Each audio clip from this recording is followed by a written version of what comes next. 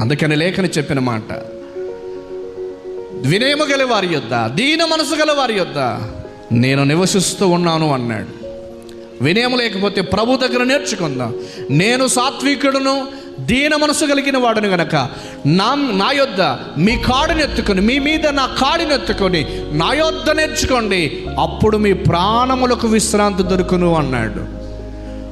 మత్తయి సువార్త 11:28-29 వచనాల మాటలు కనిపిస్తాయి.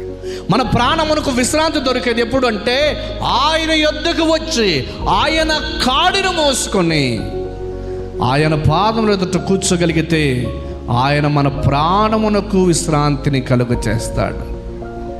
నీలో ఏదైతే నీవు జయించలేకపోతూ ఉన్నావో, దేవుని ద్వారా దాన్ని జయించటానికి దేవుడు తన కృపను నీకు ఇస్తాడు.